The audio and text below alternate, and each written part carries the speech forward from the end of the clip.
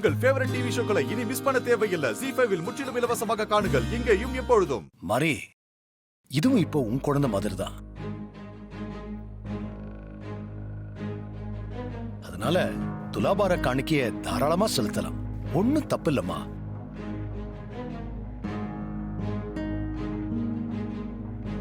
அது எப்படி மாமா?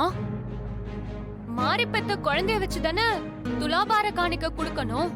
அதுதானே மாமா சரி? யாரோ பெத்த குழந்தைய வச்சு நம்ம காணிக்க செய்யறதெல்லாம் சரியில்லை மாமா. ரொம்ப தப்பு அது.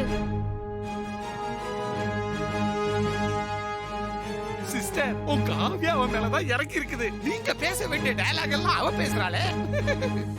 தப்பு சரியில்லை நீ பேசக்கூடாது. அதுவும் குழந்தைய பத்தி.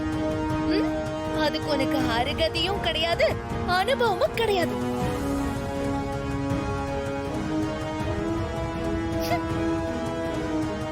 ஒரு உண்ட பேசுற பேச்ச பாத்தீங்களா? பாரு, குழந்தை இந்த வீட்டுல இருக்கிற வரைக்கும் மாரி சூர்யாவோட குழந்தை தான். அதனால மாரி தாராளமா துலாபாரம் கொடுக்கலாம். அது எப்படிங்க? ஸ்ரீஜா சொல்றதுதான் சரி. வேற ஒரு குழந்தைய வச்சு பண்ணா அந்த சாமி ஒத்துக்குமா? சாமியை ஏமாத்துறீங்களா? நல்ல மனசோட பண்ணா சாமி ஏத்துக்கும். மாரி, நீ பண்ணுமா. சரிங்க மாமா. எனக்கும் நீங்க சொல்றதுதான் சரின்னு தோணுது. இந்த குழந்தை இங்க இருக்கிற வரைக்கும் இது என்னோட குழந்தைதான்.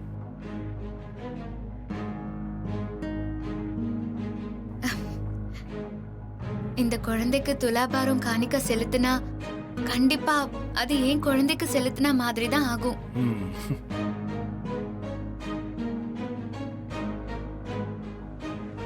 மாரி, நீ சொன்ன மாதிரியே பண்ணிரலாம்.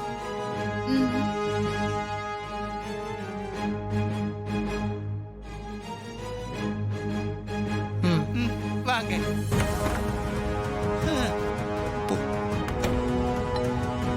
ஹாய் செல்லம். என்ன சிஸ்டர், எதுக்காக இப்ப உள்ள கூட்டு வந்தீங்க? இந்த குழந்தைக்கு உண்மையிலேயே தெய்வ சக்தி இருக்கா?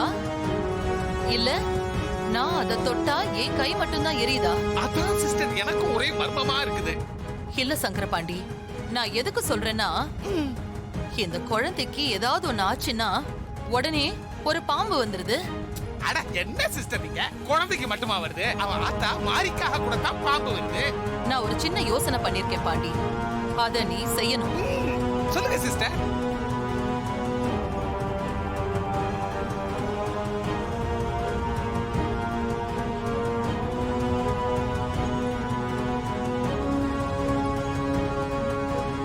Okay sister, ton. சீக்கிரமா போயிட்டு வா.